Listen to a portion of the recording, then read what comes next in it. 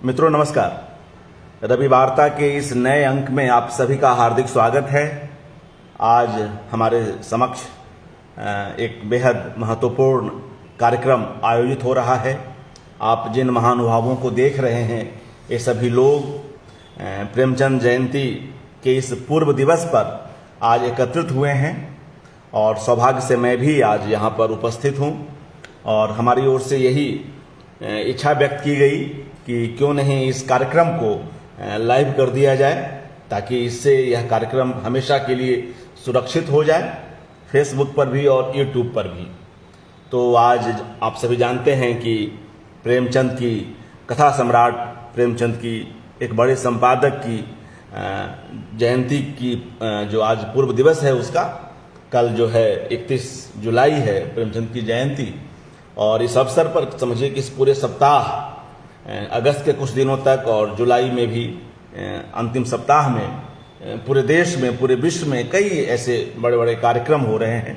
विश्वविद्यालयों के स्तर पर जो रंग कर्मियों की संस्थाएं हैं उनकी ओर से और जो दूसरे कलाकार साहित्यकार समूह हैं उन सभी की ओर से आज हम लोग प्रेमचंद साहित्य संस्थान में हैं और यह दूसरा मौका है कि जब हम यहाँ से लाइव कर रहे हैं। इसके पूर्व हमने सदानंद शाही जी को सुना था कि कैसे इस संस्थान की रूपरेखा बनी और यह संस्थान अस्तित्व में आया। आज मित्रों इप्टा की ओर से इंडियन पीपुल्स थिएटर एसोसिएशन की ओर से इसकी गोरखपुर इकाई की ओर से प्रेमचंद की कुछ कहानियों का पाठ हो रहा है। तो एक बड़ा अवसर है और इसमें आज उन कहानियों को लिया गया है जिनकी कम चर्चा हुई है अपेक्षाकृत। तो मैं चाहूँगा कि जो इनके सूत्रधार हैं वे इसके बारे में बतलाएं और मैं भी उन्हीं के पास मुमताज जी के पास जाकर बैठता हूँ। हमारे बीच कवि आलोचक संयोजक अरविंद त्रिपाठी जी उपस्थित हैं और तमाम दूसरे रचनाकार। तो इस अवसर पर आज हम लोग अपनी ओर से कुछ बातें रखेंगे और सबसे महत्वपूर्ण कि प्रेमचंद की कहानियों का पाठ होगा और प्रेमचंद हमारे समय में आज भी कितने प्रासंगिक हैं, कितनी उनकी ज़रूरत है। किसानों की समस्या हो, शिक्षा की समस्या हो, बेरोजगारी की समस्या हो, स्त्री के अस्तित्व को लेकर उसकी पहचान को लेकर बातें हों, इन सब में एक बड़ा जो युग स्पंदन है जो प्रेमचंद की लेखनी में अभिव्यक्त होता है, स्पंदित होता है। वो कैसे वे समस्याएं कुछ अलग अलग रूपों में आज भी हमारे बीच हैं, इन सब पर भी चर्चा होगी। अरविंद त्रिपाठी जी को हम लोग सुनेंगे। तो मैं अनुरोध करता हूं कि मुमताज जी अपनी बात रखें और मैं भी उन्हीं के बगल में जाकर बैठ रहा हूं। शुक्रिया। अर्पण जी, बड़ी खुशी की बात है कि आज इप्टा के इस 4 दशकों से निरंतर चल रहे आयोजन में आप शामिल हैं और इसका लाइव प्रसारण कर रहे हैं। आपका बहुत बहुत आभार। कार्यक्रम शुरू करने से पहले इप्टा के एक पुराने कलाकार हैं, रंगकर्मी है, संस्कृति कर्मी है और कवि भी है, आचार्य मुकेश यहाँ उपस्थित है।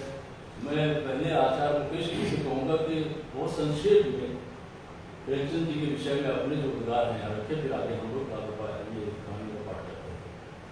मुकेश जी। प्रेमचंद जी का 145वीं जयंती की पूर्व संध्या में हम सब एकत्रित। तो जहाँ तक हमने पढ़ा, हमने जाना, हमने सुना कि प्रेमचंद जी कल भी आवश्यक थे, प्रेमचंद जी आज भी हैं और आने वाले कल के लिए भी प्रेमचंद जी की मौजूदगी रहे।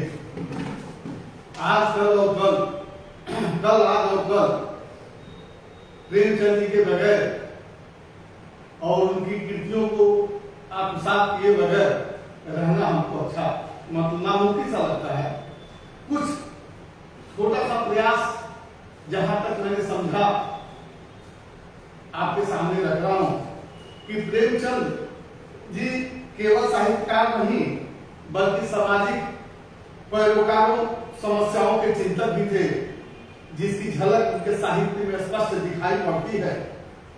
आज प्रेमचंद जैसे साहित्यिक चिंतकों की समाज को बेहद जरूरत है। प्रेमचंद के समय में भी संसार में, समाज में, देश में बड़ा नैराश्य था। धर्म जाति वर्ण की जकड़बंदी, समांतिक प्रवृत्तियों की जकड़बंदी खूब थी। उनकी कहानियां और उपन्यास इन प्रवृत्तियों की केवल दौड़न नहीं करते थे, बल्कि उनसे लोहा भी लेने का काम करते थे। प्रेमचंद जी के साहित्य को जिन मूल्यों के लिए जाना पहचाना जाता था, वो मूल्य धीरे धीरे जमींदोज हो रहे थे। बाजार ने सारे मूल्यों को प्रभावित किया। ऐसे में किसी साहित्यिक पत्रिका का संपादक यह कहे कि प्रेमचंद दोयम दर्जे के कथाकार थे, यह कोई अचरज की बात नहीं है। किंतु देखने की बात यह है कि दोयम दर्जे के कथाकार उपन्यासकार होकर भी वे आज भी अपनी कहानियों, उपन्यासों व अपने विचारों में जितने प्रासंगिक हैं, उतने दूसरे कथाकार नहीं। यह सच है कि लोकप्रियता लेखक की स्तरीयता का मानक नहीं होती। आज के बेस्ट सेलर के दौर में जहां हिंदी की नई पौध अपने अर्जित मूल्यों की कहानियां और उपन्यास लिखकर रातों रात स्टार बनना चाहती हैं, प्रेमचंद के समय में ऐसी प्रतिस्पर्धा नहीं थी तथा अपने दौर में कहानीकारों, उपन्यासकारों के मध्य वे अपनी प्रतिबद्धताओं से पहचाने गए। प्रेमचंद की कहानियां और उपन्यास जिस तरह अपने समय में क्रिटिक रचते हैं, आज के कथाकार या पर्वतीय कथाकारों का कथा शिल्प उन्नत हो सकता है, पर वे प्रेमचंद पर आच्छादित हो जाए ऐसा नहीं है। आज जो संपादक उन्हें दोयम दर्जे का कथाकार या लेखक कह रहे हैं, वे भी इसी बाजारवाद की उपज है। उन्हें शायद यह नहीं मालूम कि 36 के दौर के प्रेमचंद ने उस दौर में तो तक लिखा ही, आज वे होते तो मनुष्य पर चढ़ गए थे। प्रेमचंद आदर्शवादी, यथार्थवादी के स्वप्नदृष्टा थे। समाज खराब था, लोग खराब थे, पर सिस्टम में कहीं से बेहतरी की उम्मीद थी। सिस्टम पर चोट करने वाले लेखक थे, सामंतों पर चोट करने वाले लेखक थे। उनके यहाँ गरीबी की सुनवाई थी। उनकी कहानियों, उपन्यासों को जो ताना बाना है, उपन्यासों का जो ताना बाना है, उसे देखें तो उस दौर का समाज निर्ममता से प्रतिबिंबित होता है। उन्होंने लेखनी उठाई ही इसीलिए कि उन्हें कुछ कहना है। उन्होंने लेखनी उठाई ही इसीलिए थी कि उन्हें कुछ कहना है। आसपास के चरित्रों का उनसे ज्यादा निष्ठा कौन था? निर्मला, सेवा सदन, गोदान, गबन और कर्मभूमि जैसे उपन्यासों के जरिए उन्होंने उस दौर के समूचे समाज का खाका खींच दिया था। तो कहानियों के तो वे जागरूक थे, उनमें सीख भी थी, समाज की आलोचना भी थी तथा खल से खल और सज्जन से सज्जन चरित्रों की पहचान भी थी। इसीलिए उनके साहित्य का अपना समाजशास्त्र था, उसमें प्रबोधन भी और सावधानियां भी। प्रेमचंद कहने के लिए उपन्यास सम्राट थे, कथा सम्राट थे, पर उनके लिए साहित्य का प्रायोजन कोई आज का विषय नहीं है। सदियों से जो साहित्य विभिन्न विधाओं शैलियों में लिखा जा रहा है, उनके पीछे न कोई प्रयोजन है।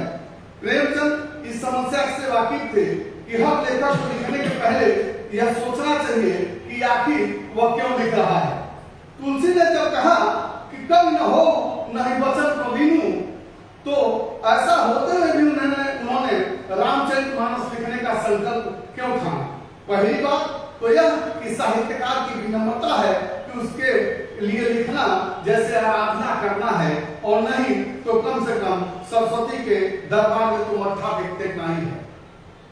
जय मुकेश जी, आपने जो बातचीत रखी है वो आपके अपने व्यक्तिगत विचार रहे, और उसमें बहुत सारी ऐसी बातें हैं जो हम सब महसूस भी करते हैं। जब प्रेमचंद द्वारा लिखित कुछ कहानियों की चर्चा हम करते हैं तो लगता है कि प्रेमचंद जी ने अपने समय में कुछ ऐसी चीजों को उठाया, जैसे मंदिर कहानी, बड़ी छोटी सी कहानी है, और मंदिर का ताला तोड़ने के लिए उसने ईटा चढ़ा के ताला तोड़ दिया। वो ऐसी स्थिति थी जब कोई सोच नहीं सकता था। प्रेमचंद जी ने जो अपने मजबूत तंत्र थे उसको वहाँ पर स्टैब्लिश किया, और वो भगवान के दर्शन करने चली जाती है, क्योंकि बच्चा उसका बीमार है और बच्चे को सामने रख देती है कि इसे किसी प्रकार से बीमारी से छुटकारा मिले, लेकिन जो उस समय का वहाँ ताला बाना था वो उस व्यक्ति को, उस महिला को मंदिर के अंदर जाने से रोक रहा था। तो आप सोच सकते हैं कि वैसी स्थिति में जब वह इस कार्य को लिख रहे थे तो बड़ी बात थी। एक और संक्षेप में बता दें कि एक कहानी उन्होंने लिखा था, उर्दू में लिखते थे उस समय, तो नवाब राय के तो उस कहानी में उन्होंने सिर्फ ये लिखा था, मैं सिर्फ इतना कहना चाहता हूँ कि किसी भी वर्ग या संप्रदाय को छोड़ा नहीं उन्होंने, उस पर भी लिखा उठाराघात जहाँ तक मजबूत हो सकता था किया उन्होंने। वो हाजी अकबर वो कहानी थी उनकी, उसमें दिखाया कि एक परिवार है गांव का और वो जा रहा है हज करने। तो हज करने से पहले लोग एक दूसरे से मिलने जाते हैं, आशीर्वाद लेते हैं और बताते हैं कि मैं जा रहा हूँ। सबके घर वो मिल आए थे, एक घर छूट गया था। तो उसने अपनी पत्नी से कहा कि देखो उस घर में हम लोग नहीं गए, कहीं ऐसा ना हो कि वो महसूस करें कि हम वहाँ नहीं आए। उसकी पत्नी ने कहा चलते हैं। दोनों लोग गए, बहुत देर तक बैठे रहे, बातचीत करते रहे। उसकी पत्नी अंदर घर के गई और ये बाहर गई। लौट करके आए तो उन्होंने, पत्नी ने जो बताया वो ये कि रात हो रही थी, उनके घर में दिया जलाने की भी व्यवस्था नहीं थी, यानी तेल नहीं था, खाने का तो कुछ प्रबंध ही नहीं था। उतनी देर बैठे रहे हम लोग, तो कहीं चूल्हा नहीं जला, रात हो गई। और उन सारी चीज़ों को उन्होंने जो बताया तो कुल मिलाकर के ऐसा हुआ कि उन्होंने बहुत ध्यान से सोचा कि क्या किया जाए। तो उस परिवार ने ये निर्णय लिया कि ऐसे में हम लोगों को हज पे जाना उचित नहीं होगा, हम ये पैसा उन्हीं को दे देते हैं। तो वो पैसा उन्होंने जो हज पे रखा वो उस परिवार को ले जाकर दिया। वो परिवार ने कहा क्यों दे रहे हैं? तो उन्होंने कहा कि देखिए हम लोग घर जा रहे हैं और घर से लौट के आए हैं ये पैसा आपको देने के लिए, क्योंकि घर के अंदर इतना पैसा रखा रहेगा तो हो सकता है कि कोई चोर वगैरह आए और उसको चुरा के चला जाए। तो उसने कहा कि ये पैसा हम कैसे रख पाएंगे, कैसे सुरक्षित रख पाएंगे? यदि आपके यहाँ चोरी हो सकती तो मेरे यहाँ भी हो सकती है। तो उन्होंने कहा कि आप रख लीजिए, यदि हम लौट के आएंगे और बचा रहा तो ले लेंगे, नहीं बचा रहा तो मांगेंगे। बड़ा हमने उन्हें किया और वो पैसा मांग दिया और वो परिवार वहां से चला गया बाहर हज करने के लिए। तो जो हज अकबर कहते हैं, जिसको कि बहुत बड़ा हज था, नहीं किया और काफी दिनों तक वापस नहीं हुआ। उस परिवार को उस पैसे को दे दिया। तो वो एक कहानी थी। उसी का दूसरा वर्जन उन्होंने लिखा था कि जब वो रोल किया था वो बहुत सारा था, जब चली जाती है यात्रा पे, महातीर एक कलाकार है जो अपने नाटकों को भूल जाते हैं। तो महातीर उसी पृष्ठभूमि पर लिखा हुआ था कि वो तीर्थ करने चली गई और तीर्थ नहीं कर पाई 20 वर्ष। सवाल ये है कि वो ऐसी स्थितियों को दिखाते थे। आज के दौर में मेरे ख्याल से ऐसा लिखने वाले तो है ही नहीं, सोच भी नहीं सकते। हम लोगों ने तय किया कि कोई एक ऐसी कहानी जिसका पाठ किया जाए जो कम चर्चित हो। तो ये कहानी है दुराशा। दुराशा बहुत छोटी सी कहानी है, हम जल्दी जल्दी पढ़ेंगे क्योंकि हम लोग अपने अतिथियों को सुनेंगे और उसका पाठन पढ़ रहे हैं आपके सामने। होली का दिन है, रात का समय है, आनंद मोहन और दयाशंकर आपस में वार्तालाप कर रहे हैं कि हम लोगों को देर तो न हुई, अभी 9 ही बजते होंगे। नहीं क्या देर होगी, वहाँ तो इंतजार करना पड़ेगा, गाली गलौज, क्योंकि गली गली घूमने के पश्चात इंतजार करने में शक्ति अब नहीं रही। दूसरे ठीक 11 बजे बोर्डिंग हाउस का दरवाजा बंद हो जाता है, इसलिए अंदर भी नहीं जा पाएगी। चलो चलते हैं। सामने आते आते सेफ्टी पहले ही कह दिया कि 9 बजे तक सामान तैयार रखना। यानी जिसके घर जा रहे थे उसकी पत्नी से उसके पति ने कह दिया था कि 9 बजे तक सारा व्यवस्था तैयार रखना, 2 लोग भोजन पे आ रहे हैं। तुम्हारे घर तो अभी दूर है पर मेरे यहाँ पैर चलने की शक्ति नहीं रही, और कुछ बातचीत करते हैं। ये बताओ कि पर्दे के संबंध में तुम्हारा क्या विचार है? प्रेमचंद जी उस समय 36 के आसपास की कहानियां हैं कि पर्दे के संबंध में तुम्हारा क्या विचार है, वो पूछ। भाभी मेरे सामने आएगी या नहीं? क्या मैं उनके चंद्रमुख का दर्शन कर सकूंगा? सच को तुम्हारे और मेरे बीच तो भाईचारे का संबंध है। यदि सेवती मुंह खोले तो भी तुम्हारा सम्मुख हो जाएगा, और मुंह न खोले तो कोई मलाल नहीं होगा।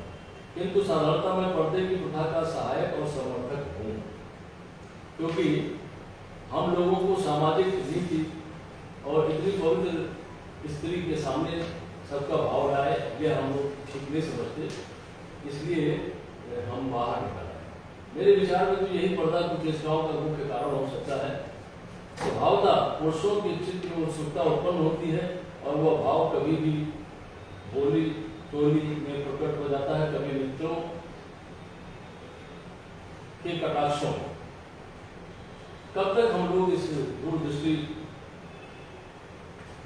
से सटीक रचना के पीछे प्रेरणा करते रहेंगे? पर्दे की प्रथा को तोड़ना समाज के मार्ग में विष बोना है। वो पर्दे का वो बहुत सबल समर्थक है, और वो शब्द क्या बोल रहा है मुझे देखिए। आपके विचार से तो यही सिद्ध होता है कि यूरोपीय सतीत्व रक्षा के लिए रात दिन रुधिर की नदियां बहा करती है। यहाँ उसी बेपर्दगी की सती वर्ष में निर्मूल कर दिया। और अभी मैंने अपने समाचार पत्र में पढ़ा कि एक स्त्री ने किसी पुरुष पर इस प्रकार का का अभियोग चलाया कि मुझे निर्भीकता पूर्वक दृष्टि से पूरा किया, किंतु विचारक ने उस स्त्री के नग्न शीघ्र से यह भी कह दिया कि मुकदमा खारिज कर दिया गया, और मनुष्य को अधिकार है कि वह हाट बाट नौजवान स्त्री पर घूर कर देखे।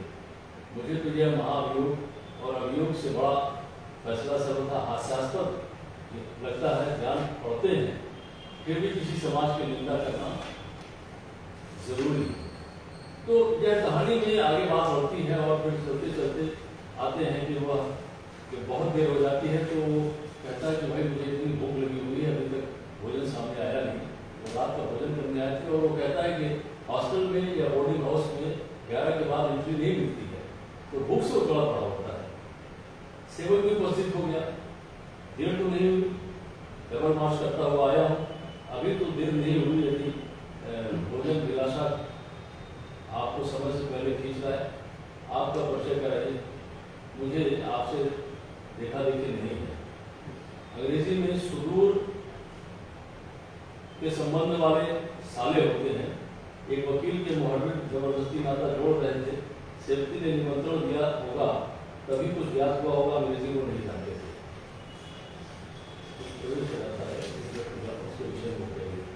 तीनों ऊपर की तरफ आ गए, दो मित्र थे, एक सेवक था, और वो व्यक्ति जो जिसने लड़के ले जाके कहा था कि भोजन कराऊंगा।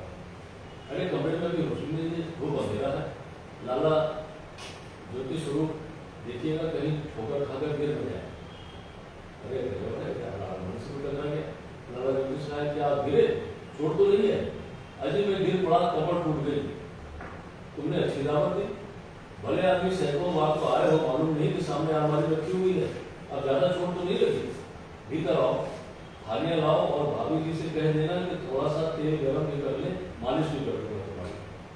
महाशय आपने क्या रखा है और क्या रख छोड़ा? जमीन पर गिर पड़ा।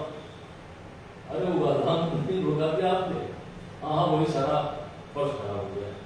बंधुआ आकर लालटेन जलाओ, कहाँ का कर काल कोठरी में डाल दिया तुमने? अरे यहाँ अंधेरा है, चिराग करने से कहाँ? सेवती कहाँ हो तुम? बैठी तो नहीं हो? क्या बात है, चिराग क्यों नहीं जलाया? तबीयत तो अच्छी है ना? बहुत अच्छी है।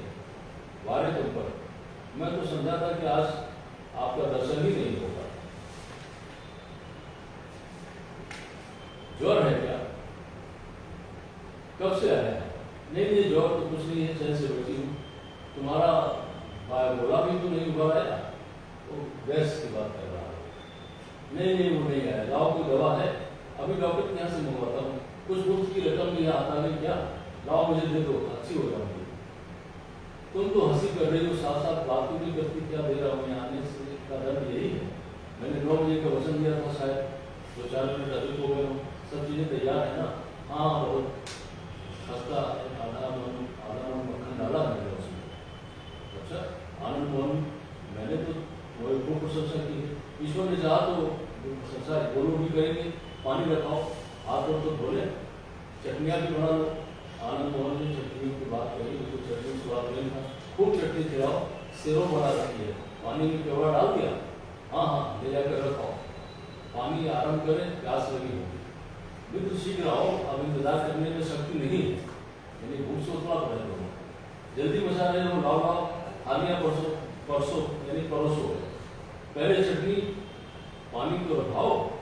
अरे यहाँ तो चूल्हा बिल्कुल ठंडा पड़ा है, मैं यहाँ सवेरे से काम पर नहीं आई क्या? हाँ हाँ, खाना पकने में से पहले आएगी होगी। अच्छा, बर्तन सब बचे हुए हैं, सब रखे हुए हैं इसी तरह, कुछ पकाया ही नहीं क्या? वो थोड़े ताकत खा गए हो क्या? चूल्हा नहीं जलाया, गजब कर दिया तुमने। गजब मैंने नहीं कर दिया, तुमने किया, उसकी मैंने मिला सेफ्टी कर रहे हैं। सेफ्टी। मैंने तो सामान ला कर रख दिया था, तुमने बार बार पूछ लिया, चीज नहीं हो तो बताओ, फिर खाना क्यों ना परोसा? विचित्र रास है, मैं इन दोनों को क्या मुंह दिखाऊंगा? और वो मेहमान लेकर घर आ गया था। मित्र, तुम तो अकेले ही सामग्री चट कर रहे हो, इधर भी कुछ गाँव आगे बढ़ दो, हम सब इंतजार कर रहे हैं, हम बोल रहे हैं। यदि सब सामग्री लाकर रख दिया होता तो मुझे बनाने की कोई आपत्ति थी क्या? समझे, सामग्री ही नहीं। अच्छा, यदि एक दो वस्तुओं की कमी रह गई थी तो तुम क्या अभिप्राय है कि चूल्हा ही ना हो, न जले? ये तो किसी अपराध का दंड है।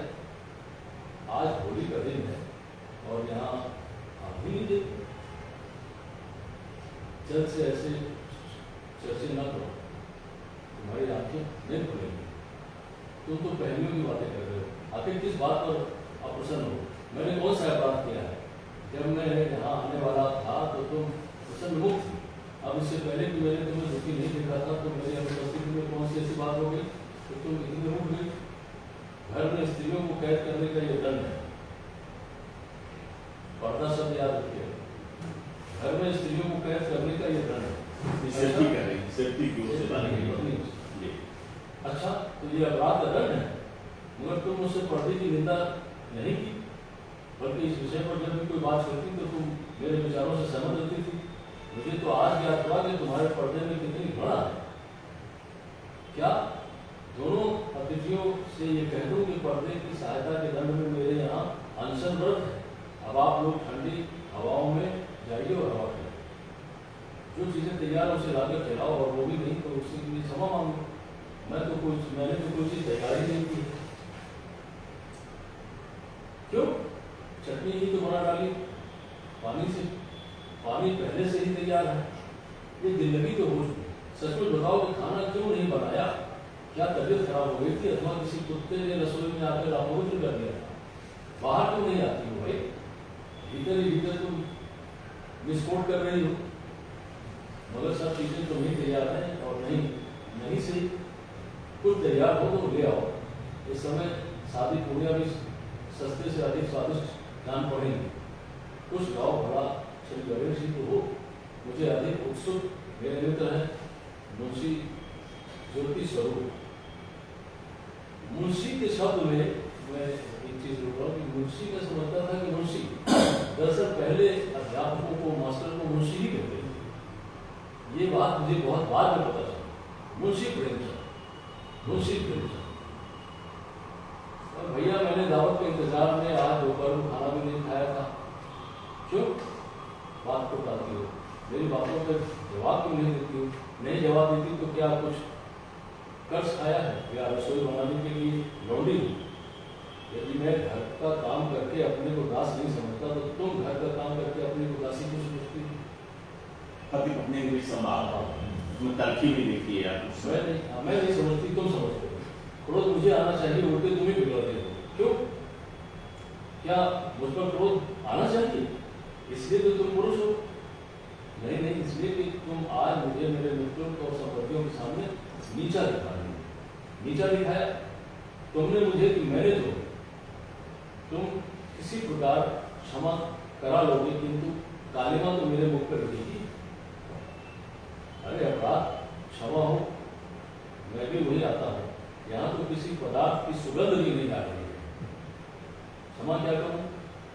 क्षमा क्या करा लूंगा, लाचार होकर बहाना बढ़ाना पड़ेगा। चटनी खिलाकर पानी पिलाओ, इतना सत्कार बहुत है। होली का दिन है, यह भी प्रहसन रहेगा। प्रहसन क्या होगा, कहीं मुख दिखाने योग्य न रहेगा। आखिर ये क्या शरारत सोचती है? फिर वही बात शरारत तो सुनती है, तुमसे तुम्हारे मित्रों से कोई बदला लेना था क्या? लेकिन जब लाचार हो गई तो क्या करती? तुम 10 मिनट पछताकर और उस क्रोध कर निकालोगे, आनंद से सोओगे। यहाँ तो मैं 3 बजे से बैठी छींक रही हूँ कि तुम्हारी करतूत से। यही तो पूछता हूँ कि मैंने क्या किया? तुमने मुझे पिंजरे में बंद कर दिया, पर काट दिए और मेरे सामने दाना रख दो तो क्या मैं खाऊं? नदिया के पानी डाल दी तो क्यों? ये किसका कसूर है? भाई छुपी छुपी बातें न करो, साफ साफ क्यों नहीं कहती? विदा होता हूँ भाई, मोर ये नहीं, बाजार की दुकानें बंद हो गई। कुछ चक्रवर्ती मित्र को समझाने के लाला रवि छोड़ो बैठ गए। निराशा में फटाटा बुला रहे थे, यहाँ संतोष कहा। तारे भी नहीं बैठे, तारे भी नहीं कि बैठकर उन्हें गिनूं। इस समय स्वादिष्ट पदार्थों का स्मरण कर रहा। बंधुओं 2 मिनट और संतोष करो आया। हाँ लाला रवि छोड़ो, ये कह दो कि किसी हवाई की दुकान से मुझे ले आए। यहाँ कम पड़ गई है, आज दोपहर भी तबीयत खराब हो गई और मेरे मेज की दराज में रुपए रखे हैं। साफ साफ तो यही है कि तुम्हारे पर्दे ने मुझे पंगु बना दिया।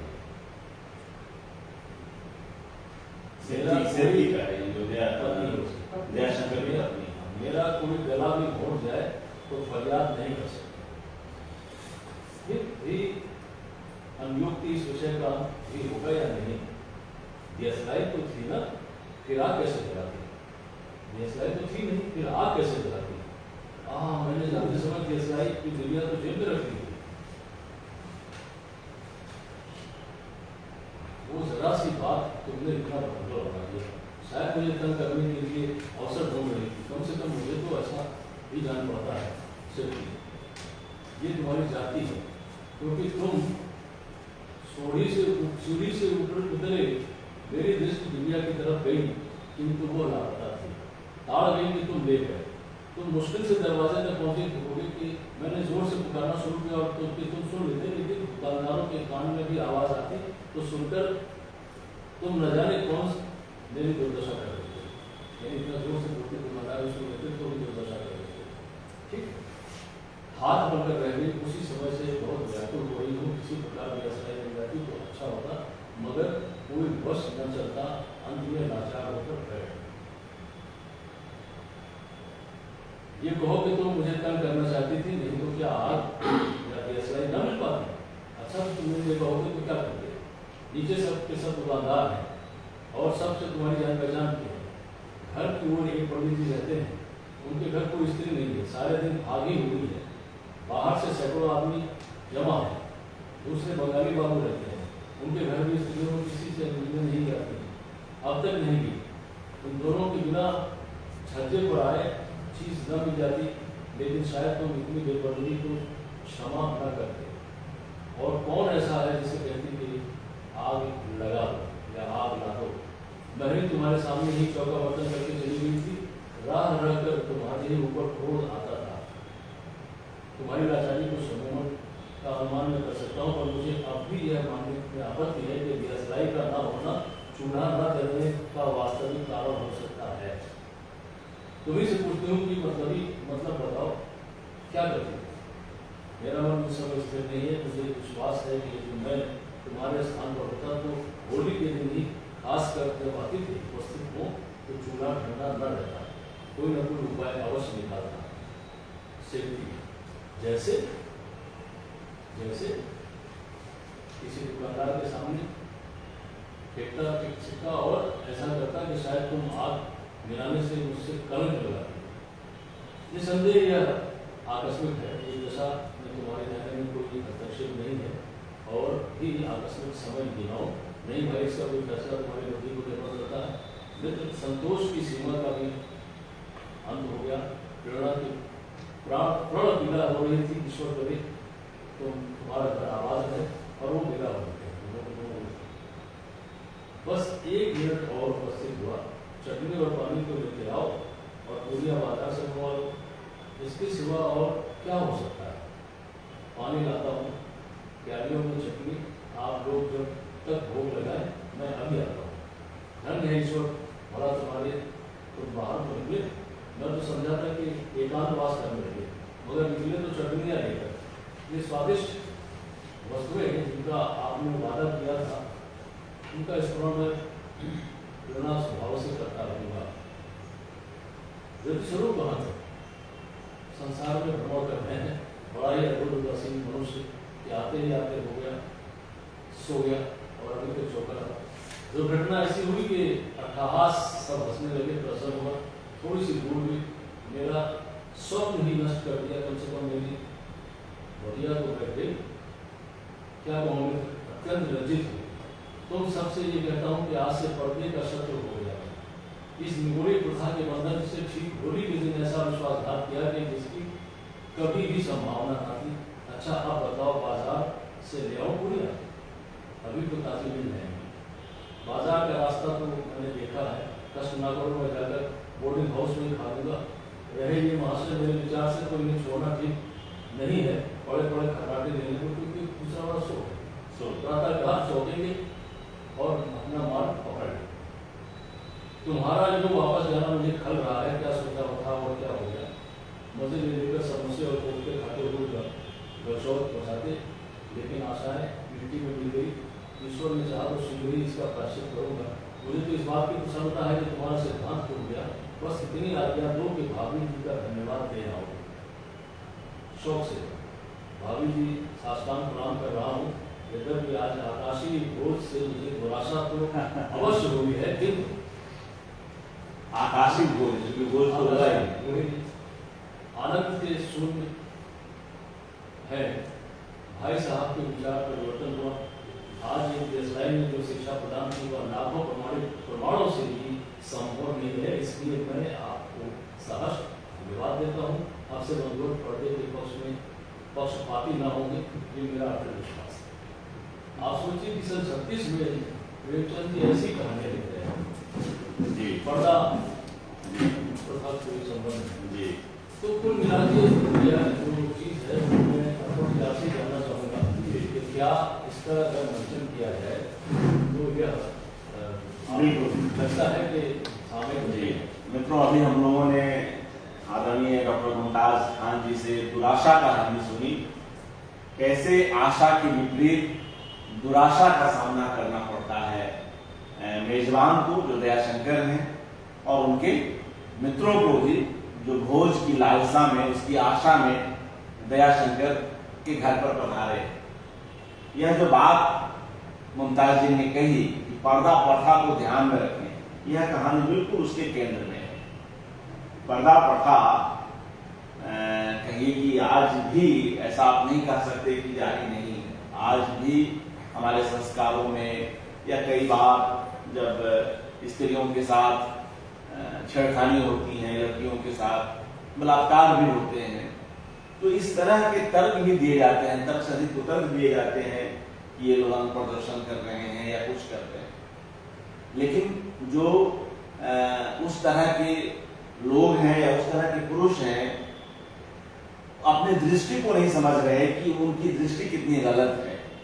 पहनावे मात्र से आप हिंसक हो जाए, आप बलात् किसी पर इस तरह का दुष्कर्म करें, इसका अधिकार तो किसी को नहीं है।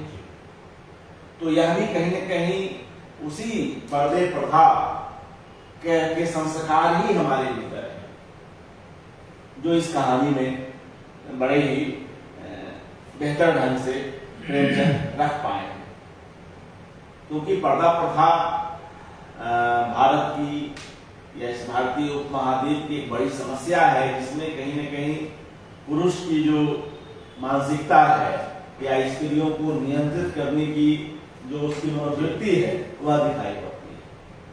तो यह जो घटना घटती है कि उसके जो मित्र हैं दयाशंकर के यहाँ, जिनके नाम हैं आनंद मोहन और ज्योति स्वरूप, इनको कुछ खाने को नहीं मिलता है।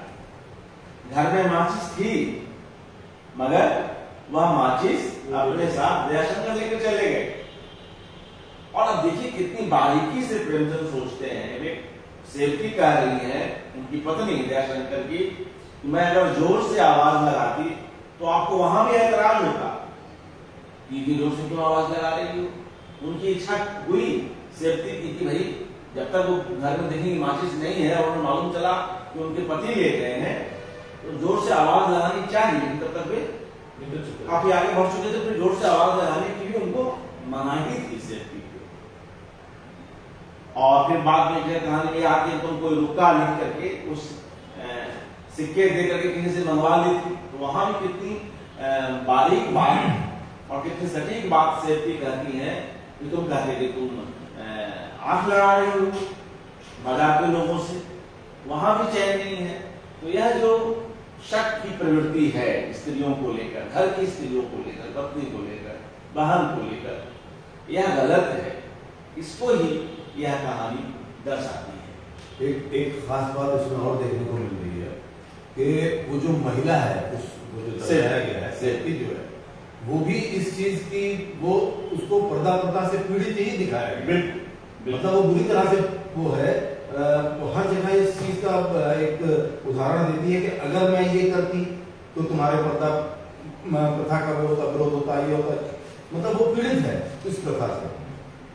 बिल्कुल नहीं, और एक चीज और भी है कि माचिस जो है पति लेके जाता है, यानी महिलाओं को ये भी अधिकार नहीं था क्या कि वो जला सके। माचिस ले जाना जो है ये भी वो तो शायद होंगे या भूलवश, हाँ भूलवश ऐसे में तुमको अंदाज न रहा हो। उस समय अपना पहले आग जो है मांग के लाया जाता था दूसरे के घरों से, तो घर में सुखा जाता था। हम लोगों के समय में ऐसा होता था कि अच्छा फलाने के यहाँ आग जल लेगा, थोड़ा सा आग लेकर के आओ, पत्ते में आग लेकर के आते थे, तब औरतें चूल्हे खाती थी, वहां से मिला था। और ये जो भादों का महीना होता है, जो ये बरसात का सीजन होता है, इसमें माचिस को अगर तीली है तो 4-5 तीली और 4-5 टुकड़े करके 3 के डिब्बे में उसको रख देते थे आटे में, चावल है और निकाला जाए तो एक तीली उसको क्रूज करके जला जाए, ताकि तीली कितनी महत्वपूर्ण माचिस अपने आगू में मेहरा है इतना। जी, तो वो सिचुएशन था, उस परिस्थिति उस समय की। इसको प्रेमचंद ने प्रहसन के रूप में ही लिखा है और इसका वो विवरण भी देते हैं। और जहां तक आपने कही कि इसके मंचन को लेकर, तो इसमें प्रेमचंद जैसा कहानीकार हमारे काम को आसान भी कर गया है। कैसे? क्योंकि उन्होंने यह कहानी लिखी ही है नाटक के रूप में, संवादों के रूप में ही लिखी, पूरा का पूरा एक उसके एक लघु जो उसका एक नाटक का अपना जो रूप है एकांकी, तो उस तरह से पूरा संवाद होता है। इसमें उन्होंने लिखा है कि होली का दिन है, समय भी बतला दिया गया है, 9 बजे रात्रि आनंद मोहन और दयाशंकर वार्तालाप करते हुए जा रहे हैं। कि कुछ एक 2-3 दृश्य हैं, ज्योति स्वरूप के आने का दृश्य है और तीसरे दृश्य में तीनों आदमी ऊपर जाते हैं जिसकी चर्चा हुई और अंत में कहानी समाप्त हो जाती है, पटाक्षेप हो जाता है। तो कुल मिलाकर यह है कि संवादों के साथ यह कहानी रचित है, तो ऐसे में इसका मंचन आसान भी है, बशर्ते कि और ज्यादा इसमें पुरपटी की भी जरूरत नहीं है। 4 पात्र हैं, दयाशंकर जो एक कार्यालय के एक साधारण लेखक हैं, लिपिक हैं, आनंद मोहन जो कॉलेज के एक विद्यार्थी हैं और दयाशंकर के मित्र हैं, ज्योति स्वरूप जो दयाशंकर के सुदूर संबंधी हैं, और सेवती। लेकिन जो तेवर है, जो भाषा है, और बीच में दूसरे खाना नहीं बनने को लेकर जो कयासबाजी होती है, उसमें भी कई ऐसी चीजें हैं जिससे दर्शक जुड़े रहेंगे अंत तक, और जो एक साफ संदेश जाता है। अंत में वह खुद भी, दयाशंकर भी कहता है कि मैं तौबा करता हूँ, मैं आगे से पर्दा प्रथा नहीं करूंगा। तो प्रेमचंद की कहानियों में यह बात तो आती ही है, यह मैसेज आता है हृदय परिवर्तन का, वह यहाँ भी है। मगर जो भी है, मगर आम जन तक जिस तरह से प्रेमचंद पहुंचते हैं, और आज भी पर्दा प्रथा जैसा कि हमने कहा कि दूसरे रूप में उपस्थित है, ये कई अलग अलग धर्मों में भी कई तरह की जो चीजें हैं उसको लेकर भी, और जो हमारी सोच है स्त्रियों को बराबरी न देने की, पुरुष की सोच, वो आज भी कायम है। आज कई तरह के अत्याचार होते हैं और कई बार जो वर्किंग वीमेन हैं उनके साथ कोई सहज स्थिति नहीं रहती है। कई ऐसे प्रसंग हैं। नहीं सर, ऐसे सहमति नहीं रहेगी, क्योंकि आज काल से पुरुष जो महिलाओं को समानता का अधिकार देते हैं। आज नहीं कि बराबरी नहीं दिया जाता, बराबरी तभी दिया जाता था। हमारे गांव में जब रोपनी होती थी, जो हमारी नायिका जाती थी, मर्द सोए रहते थे और पंक्तियाँ बना कर जगह देती थी, वो सबसे पहले खेत में चली जाती थी। और पुट्टी कहते हैं, पेटवा जो खुला रहता है, पर्दा पुट्टा की बात कर रहा हूँ, पुट्टी खोसती थी, घूंघट नाक में दबा लेती थी, रोपनी करती थी, नाक घुटने से नीचे नाखून तक पानी में लगा, जब जो लगा रहता है तो नाखून इतना पैर डूबा रहता है कीचड़ के अंदर, घुटना भी नहीं दिखाई देता है, चेहरा भी नहीं दिखाई देता है। ये सब साथ में रोपनी कर रहे हैं, तो आज काल से परंपरा है, हम बराबर का मौका देते चले आए। पर्दा पर्दा किया, उस वक्त भी पर्दा था, उस वक्त भी पर्दा था कि दांत घूंघट दबा कर जो रोपा कर रही है, और जेठ भी है, ससुर भी है, शकल नहीं देख पा रहे हैं। काम तो बराबरी का भी करते हैं, लेकिन बराबरी नहीं नहीं कदम से कदम मिला के चल रही है। ये एक दूसरे अर्थ में कह रहे हैं, काम क्या है, काम के अर्थ में निश्चय नहीं, काम के उसमें बराबरी था, निश्चय नहीं। लेकिन जहाँ समाज की बात आती थी, जहाँ आज सम्मान देने की समाज की बात आती थी, निर्णय लेने की बात। निर्णय तभी घर के मामले में जो एक दिया गया था उनको एक अधिकार से, उसमें महिलाओं का ही निर्णय चलता था, पुरुष का निर्णय नहीं चलता। आज पुरुष ही होते थे, आज मुखिया तो आज परिस्थितियां बदली है, आज परिस्थितियां बदली है, और आज कदम से कदम में चल रहे हैं।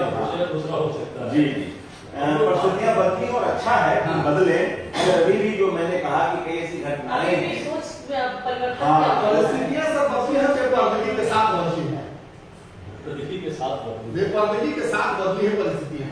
मैं नहीं मानूंगा इसको, और बेपर्दगी के साथ परिस्थितियां बदली है। क्षमा करिए, और खोले क्या करना चाह रहे हैं?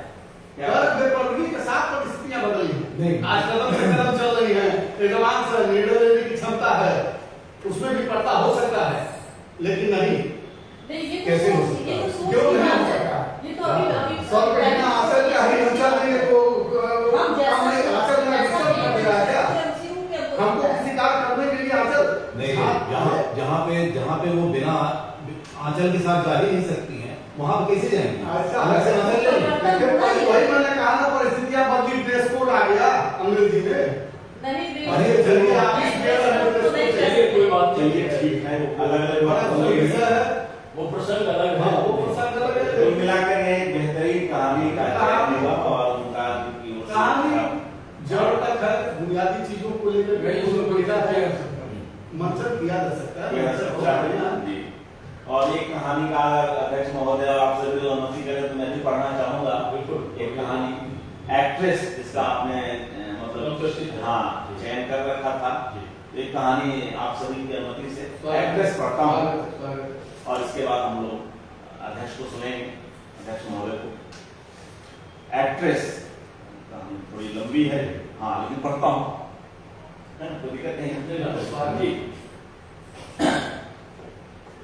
रंगमंच का पर्दा गिर गया, तारा देवी ने शकुंतला का पाठ खेलकर, तो यह रंगमंच की हम बात कर रहे हैं इसलिए यह कहानी इंपॉर्टेंट है। एक्ट्रेस की कहानी एक्ट्रेस। रंगमंच का पर्दा गिर गया, तारा देवी ने शकुंतला का पाठ खेलकर दर्शकों को मुक्त कर दिया। जिस वक्त वह शकुंतला के रूप में राजा दुष्यंत के सम्मुख खड़ी ग्लानि, वेदना और तिरस्कार से उत्तेजित भावों को आग्नेय शब्दों में प्रकट कर रही थी, दर्शक वृंद शिष्टता के नियमों की उपेक्षा करके मंच की ओर उन्मत्तों की भांति दौड़ पड़े थे और तारा देवी का यशोगान करने लगे। कितने भी तो स्टेज पर चढ़ गए और तारा देवी के चरणों पर गिर पड़े। सारा स्टेज फूलों से पट गया, आभूषणों की वर्षा होने लगी। यदि उसी क्षण मेनका का विमान नीचे आकर उसे उड़ा न ले जाता तो कदाचित उस धक्कम धक्के में 10-5 आदमियों की जान पर बन गया। मैनेजर ने तुरंत आकर दर्शकों को गुणग्राहकता का धन्यवाद दिया और वादा भी किया कि दूसरे दिन फिर वही तमाशा होगा। तब लोगों का मोहमाद शांत हुआ, मगर एक युवक उस वक्त भी मंच पर खड़ा था।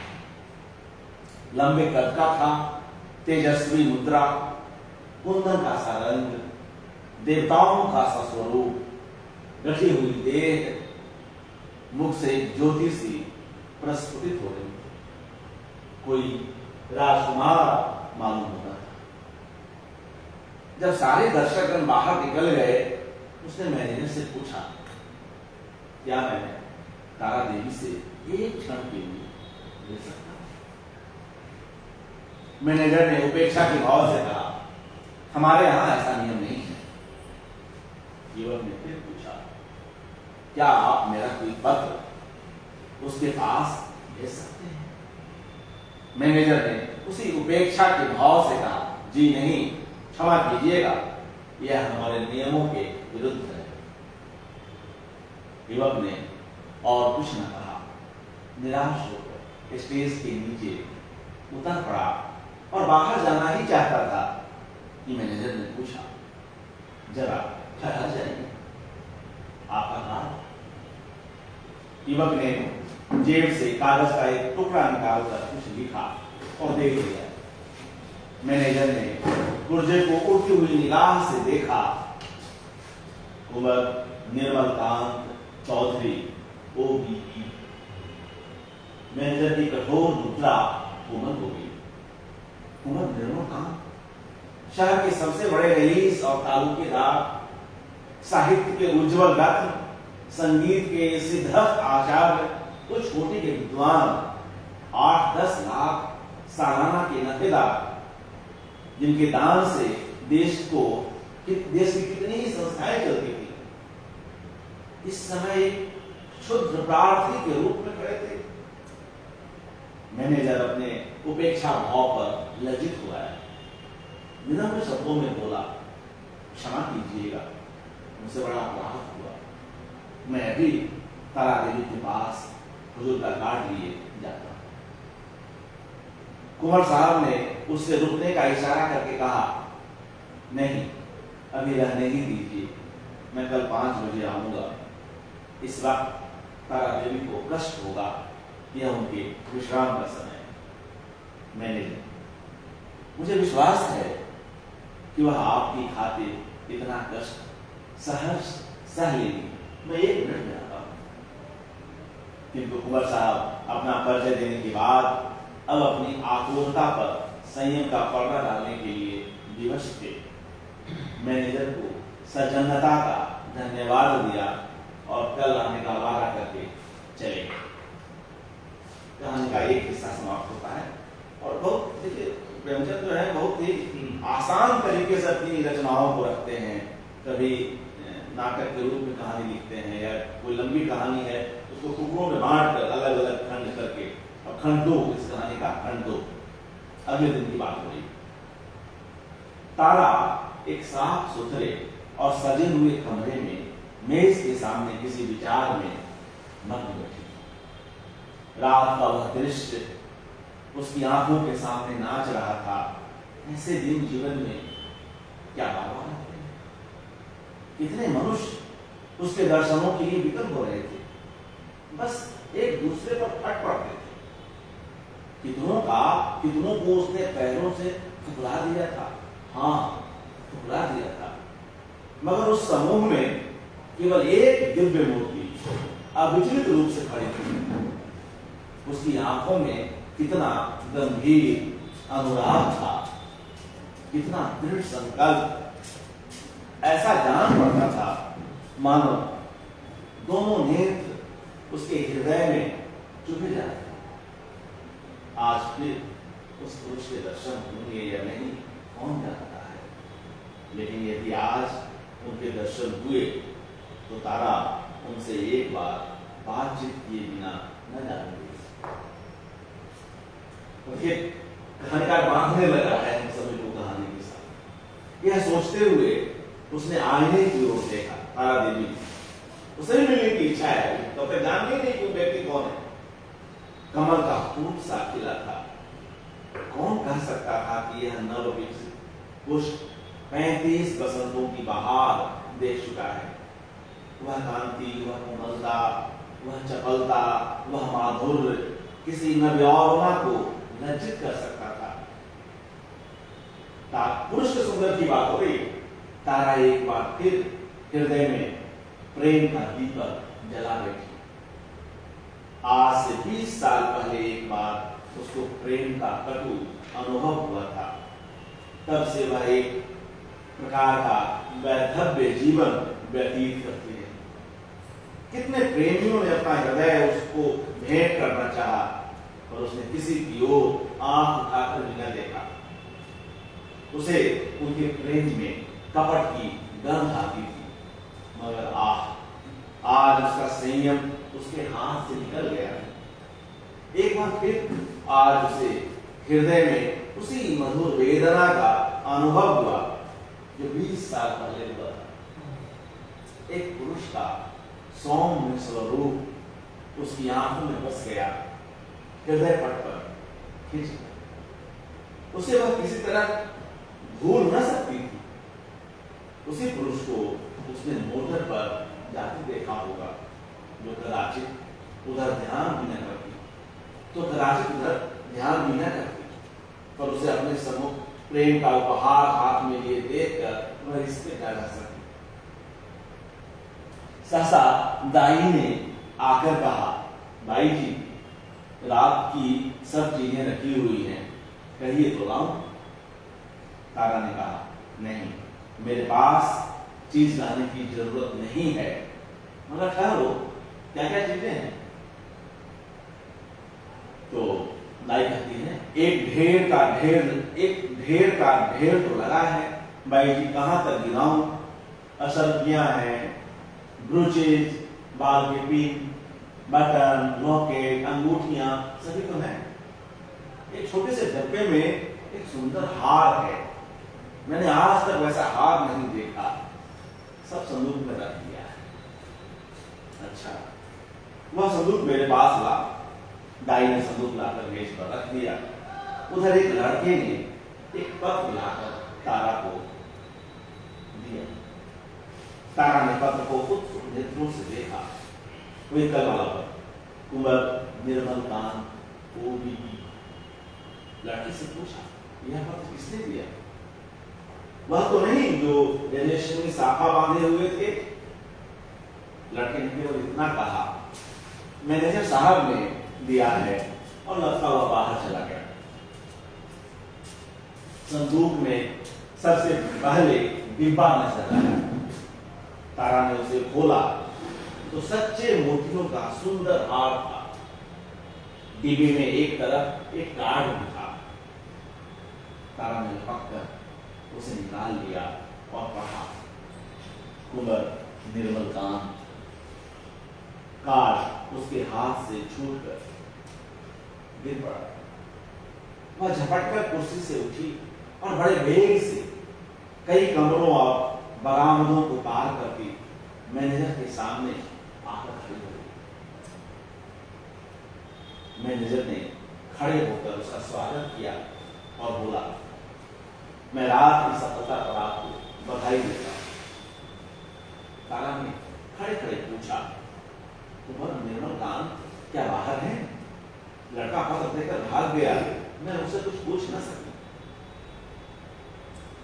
कुंवर साहब का रुपका तो रात ही तुम्हारे चले जाने के बाद मिला था, तो आपने उसी वक्त मेरे पास क्यों न भेज दिया? मैनेजर ने दबी जवान से कहा, मैंने समझा तुम आराम कर रही होगी, कष्ट देना उचित न समझा। और भाई, साफ बात यह है कि मैं डर रहा था कहीं कुंवर साहब को तुमसे मिलाकर तुम्हें खो न दे। अगर मैं औरत होता तो उसी वक्त उनके पीछे को लेता। ऐसा देव रूप पुरुष मैंने आज तक नहीं देखा। वही जो रेशमी साफा बांधे खड़े थे तुम्हारे सामने, तुमने भी तो देखा था तारा ने मानो अर्धनिद्रा की दशा में कहा, हाँ देखा तो था, क्या भक्ति आएंगी? हाँ, आज 5 बजे शाम को। बड़े विद्वान आदमी हैं और इस शहर के सबसे बड़े रईस। आज मैं रिहर्सल में ना आऊं, अब फिर इसके बाद कहानी का तीसरा हिस्सा शुरू होता है। अच्छी कहानी है, आगे बढ़ते हैं। कुंवर साहब आ रहे होंगे, तारा आईने के सामने बैठी है और दाढ़ी उसका श्रृंगार कर रही है। श्रृंगार भी इस जमाने में एक विद्या है।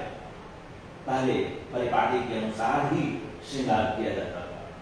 कवियों, चित्रकारों और दर्शकों ने श्रृंगार की मर्यादा सी बांधी थी। आंखों के लिए काजल लाजमी था, हाथों के लिए मेहंदी, पांव के लिए महावर, एक एक अंग, एक एक आभूषण के लिए निर्दिष्ट था। आज वह परिपाटी नहीं रही।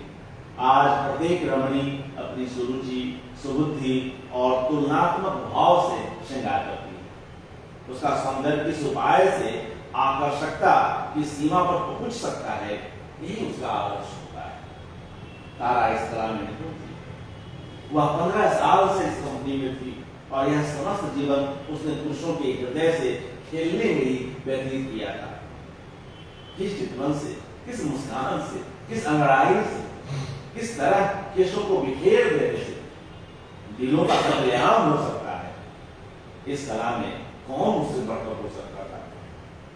आज उसने चुन चुनकर आजमाए हुए तीर कर्कश से निकाले और जब अपने अस्त्रों से सजकर वह दीवान खाने में आई तो जान पड़ा मानो संसार का सारा माधुर्य उसकी बलाएं ले रहा है। वह मेज के पास खड़े होकर कुंवर साहब का काट देख रही थी। उसके कान मोटर की आवाज की ओर लगे हुए थे। वह चाहती थी कि कुंवर साहब इसी वक्त आ जाए और उसे इसी अंदाज में खड़े थे। इसी अंदाज में वह इसके अंग प्रत्यंगों की पूर्ण छवि देख सकते थे। उसने अपनी श्रृंगार कला से काल पर विजय पाली। कौन कह सकता था कि यह चंचला नवयौवना उस अवस्था को पहुंच चुकी है जब हृदय को शांति की इच्छा होती है। वह किसी आश्रम के लिए आतुर हो उठता है और उसका अभिमान नम्रता के आगे सिर झुका देता है। तारा देवी को बहुत इंतजार करना पड़ा। कुंवर साहब शायद मिलने के लिए उससे भी उत्सुक थे, उससे भी अधिक उत्सुक थे। 10 मिनट के बाद उनकी मोटर की आवाज आई। तारा संभल गई। एक क्षण में कुंवर साहब ने कमरे में प्रवेश किया। तारा शिष्टाचार के लिए हाथ मिलाना ही भूल गई। प्रौढ़ावस्था में भी प्रेम की उद्विग्नता और असावधानी उस कम नहीं होती। वह किसी सलजा युवती की भांति सिर झुकाए खड़ी। कुंवर साहब की निगाह आते ही उसकी गर्दन पर पड़ी। वह मोतियों का हार जो उन्होंने रात को भेंट किया था चमक रहा था। कुंवर साहब को इतना आनंद और कभी न हुआ। उन्हें एक क्षण के लिए ऐसा जान पड़ा उनके जीवन की सारी अभिलाषा पूरी हो गई। बोले, मैंने आपको आज इतने सवेरे कष्ट दिया, क्षमा कीजिएगा, यह तो आपके आराम का समय होगा। तारा ने सिर से खिसकती हुई साड़ी को संभाल कर कहा, इससे ज्यादा आराम और क्या हो सकता था कि आपके दर्शन हुए। मैं इस उपहार के लिए आपको मनो धन्यवाद देती हूँ। अब तो कभी कभी मुलाकात होती रहेगी। नेवलकांत ने मुस्कुराकर कहा, कभी कभी नहीं, रोज। आप चाहें मुझसे मिलना पसंद न करें, आप चाहें मुझसे मिलना पसंद न करें, पर एक बार इस ड्योढ़ी पर सिर को झुका ही जाऊंगा। तारा ने मुस्कुराकर उत्तर दिया, उसी वक्त तक जब तक कि मनोरंजन की कोई नई वस्तु नजर न आए। धीरे धीरे निकलता आई और ताने भी पसंद आया। उसी वक्त तक जब तक कि मनोरंजन की कोई नई वस्तु नजर न आ जाए, क्यों? मेरे लिए यह मनोरंजन का विषय नहीं, जिंदगी और मौत का सवाल है। हाँ, तुम इसे विनोद समझ सकती हो, मगर कोई परवाह नहीं। तुम्हारे मनोरंजन के लिए यदि मेरे प्राण भी निकल जाए तो मैं अपना जीवन सफल मानूंगा। दोनों तरफ से इस प्रीति को निभाने के वादे हुए। फिर दोनों ने नाश्ता किया और कल भोज का न्योता देकर कुंवर साहब विदा हुए। कहानी लंबी है, बहुत कीजिएगा दोस्तों, लेकिन मुझे लगता है कि कहानी जिससे हम सभी बंधे हुए हैं। चौथा हिस्सा इस कहानी का, एक कहानी में कई करवटें आएंगी। एक महीना गुजर गया। कुंवर साहब दिन में कई बार आते। उन्हें एक क्षण का वियोग भी असह्य था। कभी दोनों बदले पर दरिया की सैर करते, कभी हरी भरी घास पर पार्क में बैठे बातें करते, कभी गाना बजाना होता, नित्य नए प्रोग्राम बनते। सारे शहर में मशहूर था कि ताराबाई ने कुंवर साहब को फांस लिया और दोनों हाथों से संपत्ति लूट रही है। और तारा के लिए कुंवर साहब का प्रेम ही एक ऐसी संपत्ति थी जिसके सामने दुनिया भर की दौलत है। उन्हें अपने सामने देखकर उसे किसी वस्तु की इच्छा न होती थी। मगर एक महीने तक इस प्रेम के बाजार में घूमने पर भी तारा को वह वस्तु न मिली जिसके लिए उसकी आत्मा लोलुप हो रही थी। वह कुंवर साहब से प्रेम की, अपार और अतुल प्रेम की, सच्चे और निष्कपट प्रेम की बातें रोज सुनती, पर उसमें विवाह का शब्द न आने पाता। मानो प्यासे को बाजार में पानी छोड़कर और सब कुछ मिलता हो।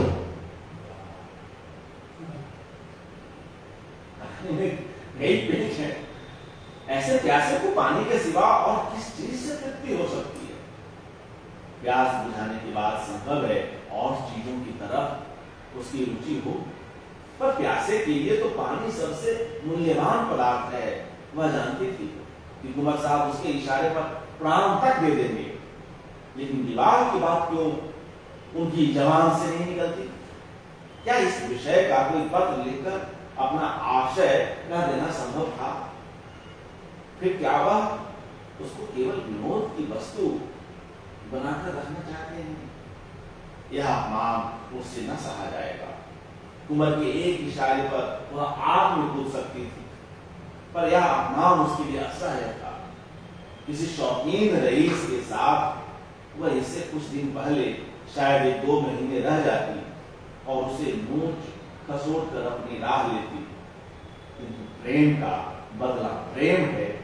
कुंवर साहब के साथ यह निर्लज जीवन न व्यतीत कर सकती थी। यह तो इसका हाल हुआ तारा जी का। कुंवर साहब के हाल की ओर बढ़ते हैं, लिखते हैं। उधर कुंवर साहब के भाई बंधु भी गाफिल न थे। वे किसी भांति उन्हें ताराबाई के पंजे से छोड़ना चाहते थे। कहीं कुंवर साहब का विवाह ठीक कर देना ही एक ऐसा उपाय था जिससे सफल होने की आशा थी, और यही उन लोगों ने किया। उन्हें यह भय तो न था कि कुंवर साहब इस एक्ट्रेस से विवाह करेंगे। हाँ, यह भय अवश्य था कि कहीं रियासत का कोई हिस्सा उनके नाम न कर दे, उसके नाम न कर दे, या उसके आने वाले बच्चों को रियासत का मालिक न बना दे। कुंवर साहब पर चारों ओर से दबाव पड़ने लगे, यहाँ तक कि यूरोपियन अधिकारियों में भी तो 1936 में चले गए, देश की आजादी से पहले गए। उस दिन यहाँ तक कि यूरोपियन अधिकारियों में भी उन्हें विवाह कर लेने की सलाह दी। उस दिन संध्या समय कुंवर साहब ने ताराबाई के पास जाकर कहा, तारा देखो, तुमसे एक बात कहता हूं, इनकार न करना। तारा का हृदय उछलने लगा। बोली, कही क्या बात है? ऐसी कौन वस्तु है जिसे आपकी भेंट करके मैं अपने को धन्य समझूं? बात मुंह से निकलने की देर थी। तारा ने स्वीकार कर लिया और हर्षोन्माद की दशा में रोती हुई कुंवर साहब के पैरों पर गिर पड़ी। एक क्षण के बाद तारा ने कहा, मैं तो निराश हो गई थी, आपने बड़ी लंबी परीक्षा की। कुंवर साहब ने जवान दांतों तले दवाई, मानो कोई अनुचित बात सुन ली हो। यह बात नहीं है तारा। अगर मुझे विश्वास होता कि तुम मेरी याचना स्वीकार करोगी तो कदाचित पहले ही दिन मैंने भिक्षा के लिए हाथ फैलाया होता, पर मैं अपने को तुम्हारे योग्य नहीं पाता था। तुम सब मुंह की खान हो और मैं जो कुछ हूं वह तुम जानती ही हो। मैंने निश्चय कर लिया था कि उम्र भर तुम्हारी उपासना करता रहूंगा। शायद तुम्हें प्रसन्न होकर तुम मुझे बिना मांगे ही वरदान दे दो, बस यही मेरी अभिलाषा थी। मुझे में अगर कोई गुण है तो यही कि मैं तुमसे प्रेम करता हूं।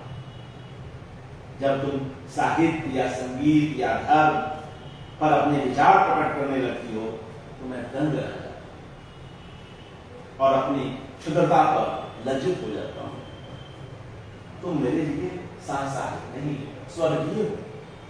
मुझे आश्चर्य नहीं कि इस समय मैं मारे खुशी के पागल क्यों नहीं हो जाता। कुंवर साहब देर तक अपने दिल की बातें कहते रहे। उनकी वाणी कभी इतनी प्रगल्भ न हुई थी। तारा सिर झुकाए सुनती थी, पर आनंद की जगह उसके मुख पर एक प्रकार का क्षोभ लज्जा से मिला हुआ अंकित हो रहा था। यह पुरुष इतना सरल है, इतना सरल हृदय, इतना निष्कपट है, इतना विनीत, इतना उदार। सहसा कुंवर साहब ने पूछा, तुम मेरे भाग्य किस दिन उदय होंगे तारा?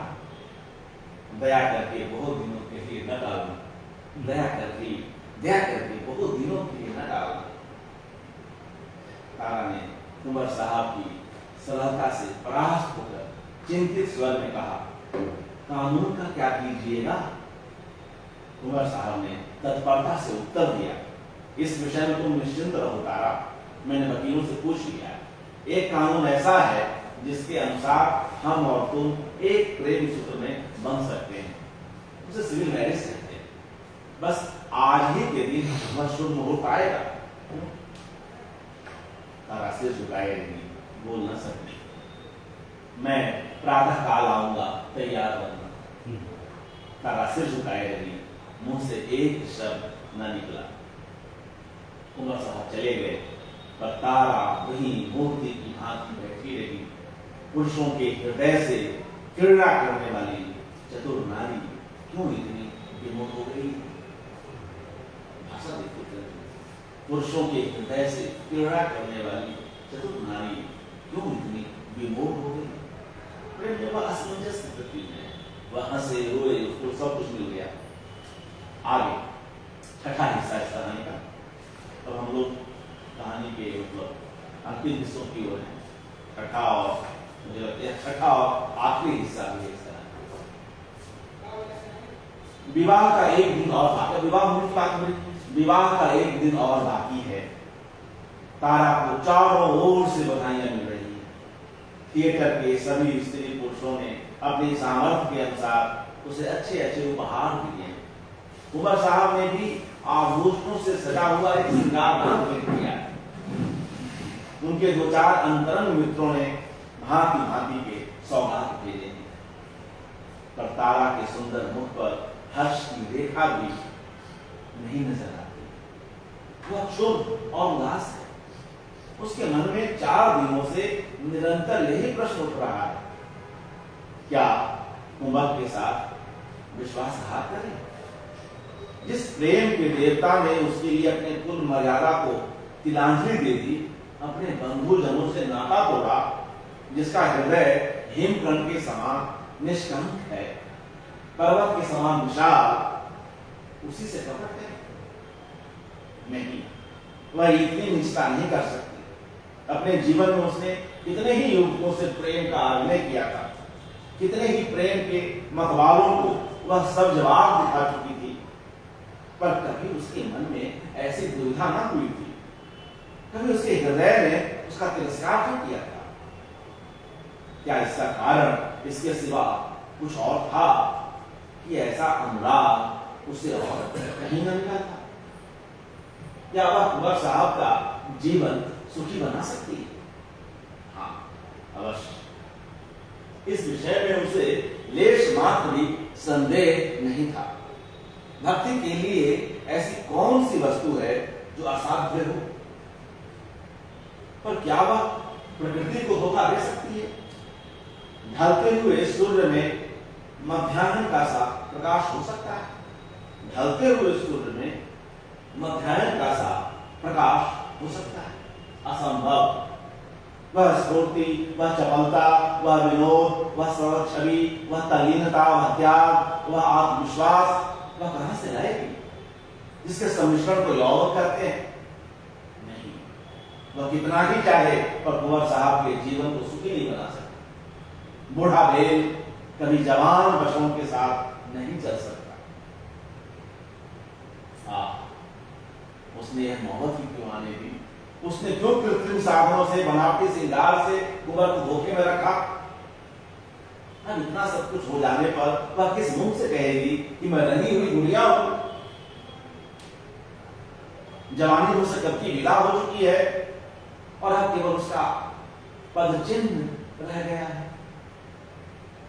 रात के 12 बजे तारा मेज के सामने इन्हीं चिंताओं में मग्न बैठी हुई थी।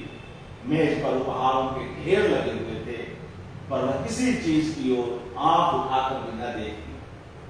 अभी 4 दिन पहले वह इन्हीं चीजों पर प्राण देती थी। उसे हमेशा ऐसी चीजों की तलाश रहती थी जो काल के चिन्हों को मिटा सके, पर अब उन्हीं चीजों से उसे घृणा हो रही है। प्रेम सत्य है और सत्य और मिथ्या दोनों एक साथ नहीं रह सकते। प्रेम सत्य है और सत्य और मिथ्या दोनों एक साथ नहीं रह सकते। तारा ने सोचा क्यों न यहाँ से कहीं भाग जाया जाए, किसी ऐसी जगह चली जाए जहां उसे कोई जानता भी ना हो। कुछ दिनों के बाद जब कुंवर का विवाह हो जाए तो वह फिर आकर उनसे मिले और यह सारा वृत्तांत उनसे कह सुनाए। इस समय कुंवर पर वज्रपात सा होगा। हाय, न जाने की क्या दशा होगी, पर उसके लिए इसके सिवा और कोई मार्ग नहीं। अब उनके दिन रो रो कर कटेंगे, लेकिन उसे कितना ही दुख क्यों न हो, वह अपने प्रियतम के साथ छल नहीं कर सकती। उसके लिए इस स्वर्गीय प्रेम की स्मृति, इसकी वेदना ही बहुत है। इससे अधिक उसका अधिकार नहीं। दाई ने आकर कहा, भाई जी चलिए कुछ थोड़ा सा भोजन कर लीजिए, अब तो 12 बज गए। तारा ने कहा, नहीं, जरा भी भूख नहीं है, तुम जाकर खा लो। दाई कहती है, देखिए मुझे भूल न जाइएगा, मैं भी आपके साथ चलूंगी। तारा, अच्छे अच्छे कपड़े बनवा रखे हैं ना? दाई, अरे भाई जी, मुझे अच्छे कपड़े लेकर क्या करना है, आप अपना कोई उतारा हुआ दे दीजिए। दाई चली गई। तारा ने घड़ी की ओर देखा। सचमुच 12 बज गए थे, केवल 6 घंटे और हैं। प्रातःकाल कुंवर साहब उसे विवाह मंदिर में ले जाने के लिए आ जाएंगे। हाय भगवान, जिस पदार्थ से तुमने इतने दिनों तक उसे वंचित रखा, वह आज क्यों सामने लाए? यह भी तुम्हारी पीड़ा है। सच्चा प्रेम, सच्चे प्रेम को, जब सच्चा प्रेम तारा को मिल रहा है तो कितना दुख हो रहा है। तो मुझे लग रहा है कि मैं अपने प्रेमी के काबिल नहीं। भगवान, जिस पदार्थ से तुमने इतने दिनों तक उसे वंचित रखा, वह आज क्यों सामने लाए? यह भी तुम्हारी पीड़ा है। तारा ने सफेद साड़ी पहनी, साड़ी में आभूषण उतार कर रख दिए। गर्म पानी मौजूद था, साबुन और पानी से मुंह धोया और आईने के सम्मुख जाकर खड़ी हो गई। कहाँ थी वह छवि, वह ज्योति जो आंखों को लुभा लेती थी? रूप वही था पर कांति नहीं। रूप वही था पर कांति नहीं। अब भी वह यौवन का स्वान कर सकती है। तारा को अब यहाँ एक क्षण भी और रहना कठिन हो रहा। मेज पर पहले हुए आभूषण और विलास की सामग्रियां मानो उसे काटने लगी। यह कृत्रिम जीवन असह्य हो उठा। खस्ती टट्टियों और बिजली के पंखों से सजा हुआ शीतल भवन उसे भट्टी के समान तपाने लगा। उसने सोचा, कहीं भागकर जाऊं, कहां भागकर जाऊं? रेल से भागती हूं तो भागने न पाऊंगी। सवेरे ही कुंवर साहब के आदमी छूटेंगे और चारों तरफ मेरी तलाश होने लगेगी। वह ऐसे रास्ते से जाएगी जिधर किसी का ख्याल ही ना आए। मन में सोच रही हो। तारा का हृदय इस समय गर्व से छलक पड़ता था। वह दुखी न थी, निराश न थी। वह फिर कुंवर साहब से मिलेगी, किंतु वह निस्वार्थ संयोग होगा। प्रेम के बनाए हुए कर्तव्य मार्ग पर चल रही है, फिर दुख क्यों हो और निराशा क्यों हो?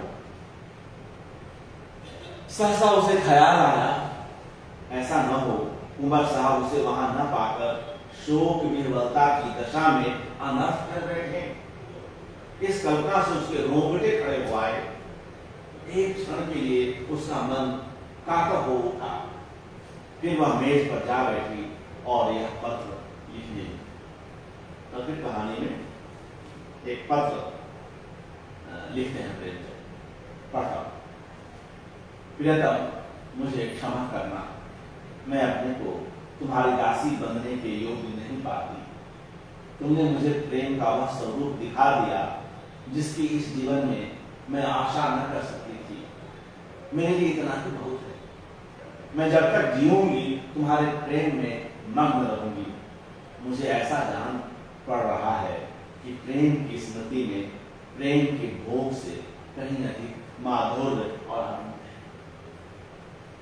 मुझे ऐसा जान पड़ रहा है कि प्रेम की स्मृति में प्रेम के भोग से कहीं अधिक माधुर्य और आनंद है। मैं फिर आऊंगी, फिर तुम्हारे दर्शन करूंगी, लेकिन उसी दशा में जब तुम विवाह करोगे। यही मेरे लौटने की शर्त है। मेरे प्राणों के प्राण, मुझसे नाराज न होना। ये आभूषण जो तुमने मेरे लिए भेजे थे, अपनी ओर से नववधू के लिए छोड़े जाती हैं। केवल वह मोतियों का हार जो तुम्हारे प्रेम का पहला उपहार है, अपने साथ लिए जाती है। तुमसे हाथ जोड़कर कहती हूँ, मेरी तलाश न करना। मैं तुम्हारी हूँ और सदा तुम्हारी रहूंगी। तुम्हारी तारा। एक अंतिम सराही मार्मिक यह पत्र है। यह पत्र लिखकर तारा ने मेज पर रख दिया। मोतियों का हार गले में डाला और बाहर निकल आई। थिएटर हॉल से संगीत की ध्वनि आ रही थी। एक क्षण के लिए उसके पैर बदल गए। 15 वर्षों का पुराना संबंध आज टूटा हुआ जा रहा था। सहसा उसने मैनेजर को आते देखा। उसका कलेजा धक से हो गया। वह बड़ी तेजी से लपक कर दीवार की आड़ में खड़ी हो गई। जो ही मैनेजर निकल गया, वह हाथे के बाहर आई और कुछ दूर गलियों में चलने के बाद उसने गंगा का रास्ता पकड़ा। गंगा तट पर सन्नाटा छाया हुआ था। 10-5 साधु बैरागी भूनियों के सामने बैठे थे। 10-5 यात्री कंबल जमीन पर बिछाए सो रहे थे। गंगा किसी विशाल सर्प की भांति रेंगती चली जाती थी। छोटी सी नौका किनारे पर लगी हुई थी। मल्लाह नौका में बैठा हुआ था। तारा ने मल्लाह को पुकारा, ओ मांझी, उस पार नाव ले चलेगा? मांझी ने जवाब दिया, इतनी रात गए नाव न जाए, इतनी रात गए नाव न जाए। मगर दूनी मजदूरी की बात सुनकर उसने नाव उठाया और नाव को खोलता हुआ बोला, सरकार, उस पार कहाँ जाएंगे? उस पार एक गांव में जाना है। मुदा इतनी रात गए, कौनो सवारी शिकारी न मिली। कोई हर्ज नहीं, तुम मुझे उस पार पहुंचा दो। मांझी ने नाव खोल दी। तारा उस पर जा बैठी और नौका मंद गति से चलने लगी, मानो जीव स्वप्न साम्राज्य में उजड़ रहा। इसी समय एकादशी का चांद पृथ्वी से उस पार अपनी उज्जवल नौका फेंका हुआ निकला और व्योम सागर को पार कर गया। इसी समय एकादशी का चांद पृथ्वी से उस पार अपनी उज्जवल नौका को खेता हुआ निकला और व्योम सागर को पार कर गया।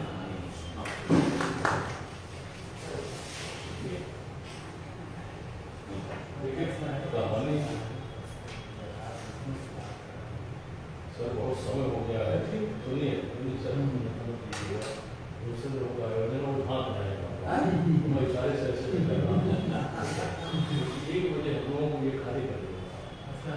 तो सभी को हाँ मेरे बहुत सारे आयोजन तो सर ये जानेंगे कि अभी जो कहानी का पाठ हुआ है इस कहानी में मुझे लगता है कि बहुत अधिक संभावनाएं हैं और चैलेंज भी है। एक नई तरह की कहानी है और तो हम लोग उसको कर सकते हैं निश्चित तौर से। और बहुत सारी चीजें मैं लिखते जा रहा था जब आप पढ़ रहे थे जब आप पढ़ रहे थे तो मैं उस दृश्य से इसको लिख रहा था। तो मंचन की तो बड़ी अच्छी संभावना है इसकी और बहुत बढ़िया है क्योंकि बहुत दिनों से हम लोग एक बड़े नाटक को मंच पे करने की सोच रहे थे। तो इस नाटक को इस कहानी को एक्ट्रेस को हम मंच पे लाएंगे और इसी तरह से आप यहाँ रहेंगे तो इसे आप देखेंगे इस इरादे के साथ उम्मीद के साथ कि हम लोग एक अच्छी कहानी का पाठ सुन करके अभी बहुत हुए और बेहतरीन ढंग से आपने प्रस्तुत किया। आपको बहुत बहुत आभार। और अब प्रोफेसर अरविंद त्रिपाठी जी से हम लोग कहेंगे कि अपनी बातचीत कर रहे हैं क्योंकि समय का दुराशा of actors.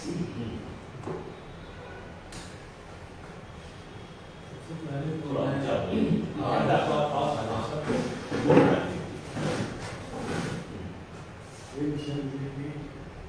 It's so sweet. जी जयंती के अवसर पर ये अति प्राचीन घर जहाँ हम लोग बैठे हुए हैं उनकी स्मृति ग्रहण करता हूँ और मैं डॉक्टर विकास खान जी को बात करके बधाई और आभार प्रकट करता हूँ उनके जन्म दिवस के पूर्व दिवस पर उनकी दो बेहतरीन कहानियों के पाठ के साथ याद किया गया।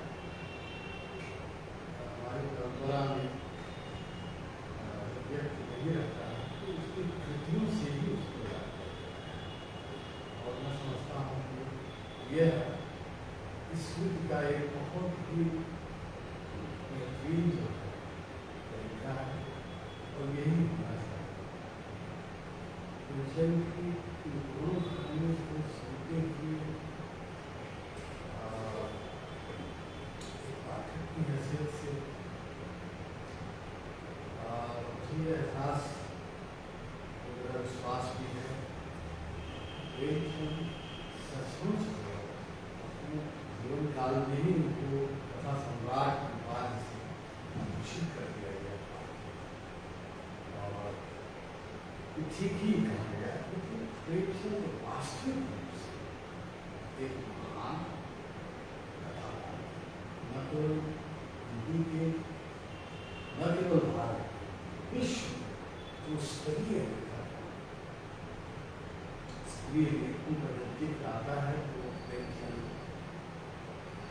और टॉल्स्टॉय और हेमिंग्वे चेखव महान का शिल्पी आत्मा का शिल्पी था। तो प्रेमचंद भी उसी स्तर अगर वो यूरोप में पैदा हुए होते तो हम लोग लेकिन हम लोग प्रेमचंद को दर्जा देते हैं और 56 साल की 1916 में प्रेमचंद यहाँ आए और 21 में ये वही जगह है जहाँ गांधी जी को सुना और गांधी जी के भाषण को सुनकर अपनी पत्नी शिवानी देवी से आजाद को कहा कि मैं बात करना चाहता हूँ गांधी जी का भाषण अच्छा लगा, बहुत अच्छा लगा। और मैं तुमसे एक बात कहना चाहता हूँ। मैं कहा कभी जो नाम मैं चाहता हूँ मैं अपनी सरकारी नौकरी से क्या करूं। उन्होंने कहा कि मैं अपनी सरकारी नौकरी से क्या देना चाहता हूँ, तुम्हारा क्या है, ये मैं जानना चाहता हूँ। और उन्होंने कहा कि मैं तुम्हें 1 महीने का वक्त देता हूँ, इस्तीफा देने के बाद जो स्थिति आएगी तो क्या उसको तुम संभाल लोगी। तो मैंने जवाब दही थी 1921 में किसी वर्ग को ये बात, और लेकिन लोगों के अंदर ही जिसे कहा कि आपने जो निश्चय किया है उस निश्चय के साथ तय कर लिया है तो आप सरकारी इसी शहर से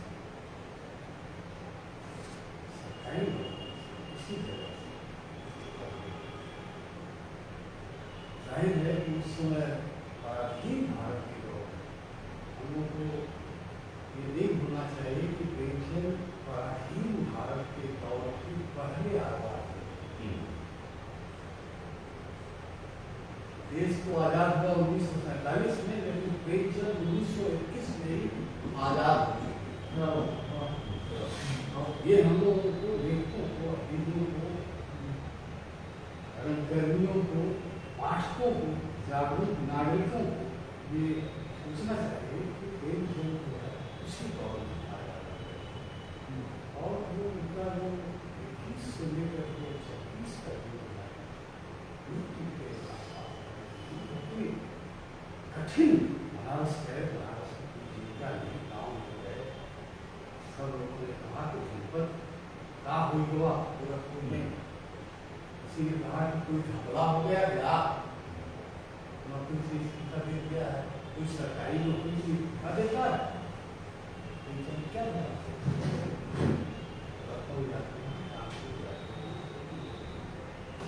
फिर उन्होंने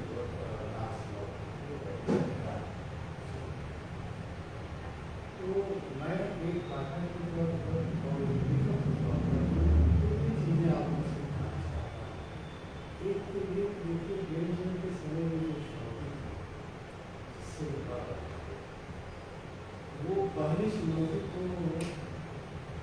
साम्राज्यवाद और दूसरी चुनौती जो है साम्यवाद। ये ठीक ये जो कहानी है इसमें माचिस का जिक्र है कि पति अपने साथ उस माचिस को लिए हुए चला जाता है। मुझे अजित कौर की एक कहानी याद आई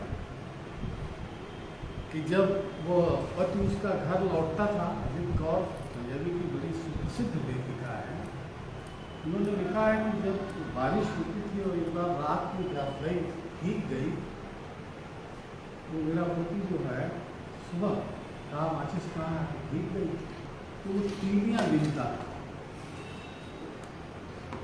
ये सच्ची घटना है इस भारत, और तीलियाँ गिन कर कहता था कि ये 2 तीली आज सुबह के लिए और शाम। ये सामंतवाद है और पुरुष वर्चस्व इसकी ओर विचार किया आपने। पुरुष वर्चस्व उस दौर में भी था और आधुनिक दौर में, और आज के दौर में भी जो है पुरुष सत्ता, जिस पितृत्मक सत्ता से आज हमारी पूरी साहित्य की धारा लड़ रही है, स्त्रियों का एक बहुत समूह जो है ऐसा लेखन कर रहा है जिसमें पितृत्मक सत्ता पर चुनौती दी जा रही है। आज प्रेमचंद उस चुनौती जो अपने जीवन काल में अनुभव कर रहे थे कमोवेश आज भी प्रेमचंद इसलिए भी प्रासंगिक हैं क्योंकि चीजें बदल रही हैं, लेकिन ऐसा नहीं है उसकी आत्मा में बदलाव अभी नहीं हुआ है। स्त्री के मामले में अभी भी पुरुष जो है घर से लेकर बाहर। और इसको डॉक्टर लोहिया ने भी इस बात को टाइप किया है। दूसरी बात जो मैं कहना चाहता हूँ, जो साहित्य के हमारे लोग हैं, प्रेमचंद ने अपने ही समय सौंदर्य शास्त्र की जो परिभाषा है उसको बदल दिया, जिसको हमारे आधुनिक लेखक आज तक नहीं समझ पाए। बहुत सारे क्रांतिकार कृष्ण कुमार जी और डॉक्टर मुमताज जी नहीं समझ पाए हैं। तो प्रेमचंद ने अपने जीवन काल में सौंदर्य की जो परिभाषा है और जो प्रतिमान है उसको उन्होंने बदल दिया। तालाब के किनारे बैठ कर कंकड़ फेंकना, पार्क में जाना, पार्क में ही प्रेम संभव है। ये एक प्रचलित प्रेम के मॉडल है। प्रेमचंद आप देखिए, प्रेमचंद ने जो गोरी और धनिया का ससुराल जाने का प्रसंग है, उसमें आप देखिए साधारण में भी सौंदर्य की खोज करने की शिनाख्त सबसे पहले साहित्य के क्षेत्र में। साधारण जीवन, एक हरवाहा खेत की मेट पर एक चिड़िया जो है वो रोटी खाने के लिए वही मचल रही है, उसकी पत्नी भी और पत्नी बच्चा भी हो गया और रोटी खा रहा है। इसमें भी प्रेमचंद जो वर्णन करते हैं, आप देखिए सौंदर्य। 1980 में मुझे याद है कि इलाहाबाद में प्रेमचंद की जब जन्मशताब्दी मनाई जा रही थी, तो अगेन ने दो बातें कही थी। अगेन ने ये कहा कि प्रेमचंद में सब कुछ तो ठीक है, लेकिन सौंदर्य उनके साहित्य में नहीं है। तो नामवर सिंह ने जो जवाब दिया है कुछ ही, उन्होंने कहा कि सौंदर्य का मॉडल ही बदल दिया प्रेमचंद ने। जिसको आप असुंदर कह रहे हैं, प्रेमचंद उसी में सुंदरता की रोज कर रहे हैं। उनकी बातों के जीवन में देखिए क्या बड़े भाई साहब कहानी याद आ रही थी। वो जो आखिरी सीन है कि पतंग की ओर जब उठती है और भाई साहब भी उठते, ये है सौंदर्य।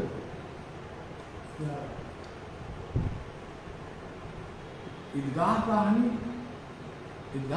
का जो इसी यही गोरखपुर में ही लिखी गई है। आप देखिए कि सौंदर्य के सारे मानकों को प्रेमचंद ने बदल दिया। ये जो चिमटा और खिलौना, खिलौने और चिमटे में जो भिड़ंत है, हामिद उस चिमटा का हाथ में लेना ही सारे सौंदर्य रूप को उलट देता। बिल्कुल।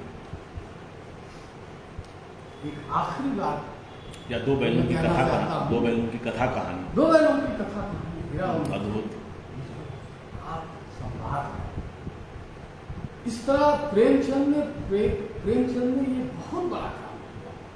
मैं कहना चाहता हूँ पूरे अदब के साथ, मैं तो कविता का आदमी हूँ, कथा में दुनिया नहीं रख पाता हूँ, लेकिन जो मैं पढ़ता हूँ जो मैंने समझा है उससे मुझे लगा है कि हम लोग अभी भी कथा के मामले में सौंदर्य के उन मानकों को नहीं बदल पाए जो प्रेमचंद चाहते हैं। ये हमारे लिए सबसे बड़ी चुनौती है। लेखकों को, खासतौर से नई पीढ़ी के कथाकारों को जो अर्बन सेंटिमेंट से जकड़े हुए हैं, उन्हें इस बात का एहसास होना चाहिए कि प्रेमचंद ने जो चीज पराधीन भारत के दौर में ही बदल दिया था, वो आज तक हम नहीं बदल पाए। 100 साल से ऊपर का इसको बदलने की जरूरत है। कविता में वह काम बदल दिया गया है और नागार्जुन ने माधव सुअर जो कविता लिखी है, और ये जो कहा है कि वो मादरे हिंद किस कहानीकार इस तरह की कहानी को किसी लगाना करके बताया है कि सुअर जो है कि एक माँ है, वो मादरे हिंद की बेटी है। जरा मुझे बताइए, ये प्रेम ये आज आखिरी जो बात आगे के हवाले से कह रहा हूँ, आगे भी एक और सवाल उठाया कि प्रेमचंद में व्यापकता तो है जीवन की, लेकिन गहराई नहीं। ये सवाल भी उठता कि व्यापक तो है, गहराई नहीं। लोकप्रिय है, कथा सम्राट भी उनको कहा जाता है, लेकिन गहराई नहीं। नामवर ने माकूल अंदाज में जवाब दिया है, कहा कि जिसके अंदर व्यापकता नहीं होगी तो वो गहरा हो नहीं सकता। वाह, क्या बात। गहरा लेखक वही हो सकता है जो व्यापक हो। बिल्कुल। आप बाबा नागार्जुन को देखिए, बाबा नागार्जुन को भी तो अकेले सटायर पोएट कहा था। हमारी प्रश्न कविता कुछ सिरमौर है। लेखक का काम ये भी है कि बदलते हुए समय में सौंदर्य की मांग को अन्यथा आपके और टीवी दिखाने वाले प्रोड्यूसर में क्या फर्क है? टीवी वाला भी तो सुंदर चेहरे वाले लोगों को देखता है मुकेश जी, तब तो देखता है सुनील जी को, अरे नहीं आप बात।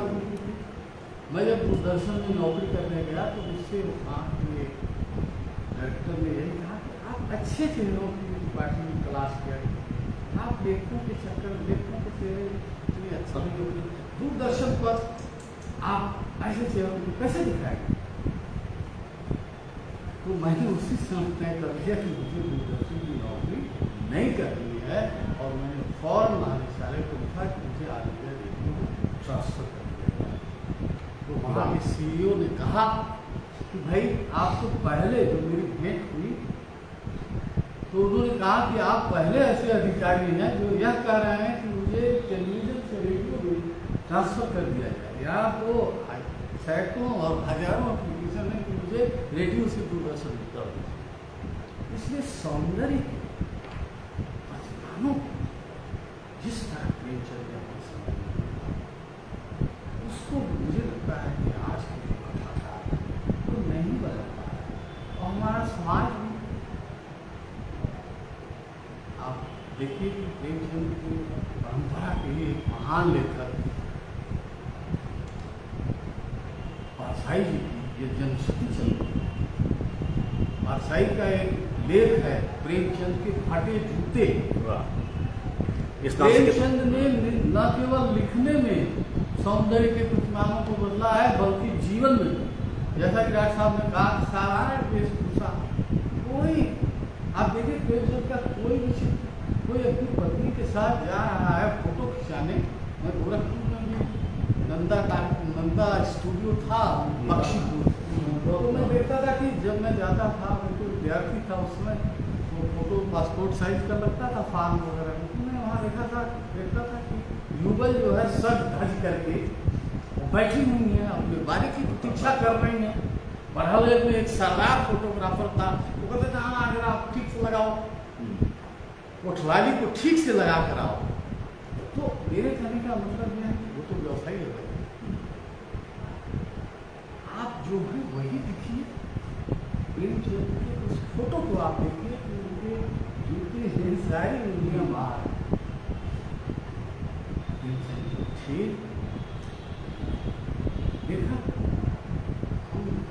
हमारी पीढ़ी और हमारे बाद की पीढ़ी के लोगों को भी पूछने की जरूरत है कि हम जैसे हैं वही एक्सट्रेस जो कहानी का पाठ किया है वो सारी थोड़ा इसकी जो थी जैसी हूँ वही यहाँ भी सौंदर्य के प्रतिमान को उन्होंने बदला है। उस कहानी को पूरा में भी आप देखिए, सौंदर्य की कहानी नहीं है, पूरा का पूरा स्क्रीन प्ले हो गया है। तो ये और यही जो है, इसीलिए मैंने एक देखी था सादगी का सौंदर्य। प्रेमचंद सादगी के सौंदर्य स्थापित करने वाले हिंदी के पहले उसी राह पर, जैसे राजनीति में गांधी चले थे सादगी के सौंदर्य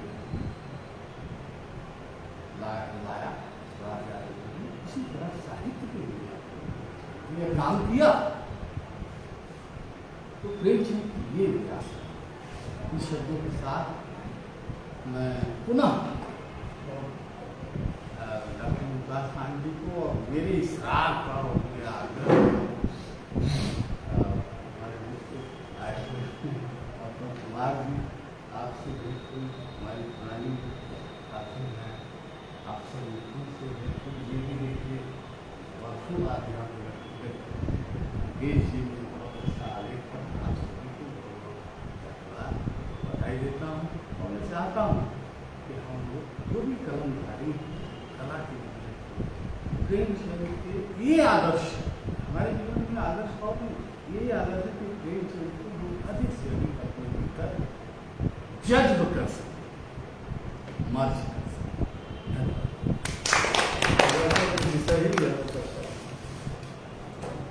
हम लोग जब से इसको ठीक करना है जी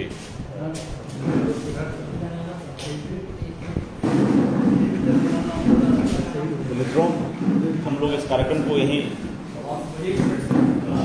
तो यह कार्यक्रम समाप्ति की ओर है और एक अच्छी गोष्ठी आज 30 जुलाई को यहाँ गोरखपुर में प्रेमचंद साहित्य संस्थान में संपन्न हुई और अब डॉक्टर मुमताज़ खान जी अपनी ओर से 2 शब्द कहेंगे। डॉक्टर मुमताज़ खान जी। बहुत बहुत धन्यवाद अर्पण कुमार जी और त्रिपाठी और इफ्ता के साथीगण। हम लोगों ने बहुत कम सूचना पर थोड़े से लोगों के साथ मिलकर के आज का ये कार्यक्रम इफ्ता की ओर से रखा और आज ये महसूस किया हम लोगों ने कि इसी प्रकार के आयोजन हम समय समय पर करते हैं जी। और कहानियों का पाठ वो लोग बैठे, हम लोग बहुत आपाधापी में प्रस्तुतियों को करते हैं और लोगों तक पहुँचाते हैं। जब तक गहन अध्ययन के साथ हम यहाँ नहीं बैठेंगे, किसी के पेट में गड़बड़ाहट होती है, किसी को भूख लग जाती है, कोई उठ के भाग जाता है, ये चीज़ अक्षम है। तो आप लोग आए आज के दिन, हम लोगों ने इस आयोजन को रखा, आप सबका बहुत बहुत आभार। शुक्रिया। एक चीज़ कर लेंगे हम लोग, जरा जी, इस लाइव को यहीं पर बंद करता हूँ आपकी अनुमति से।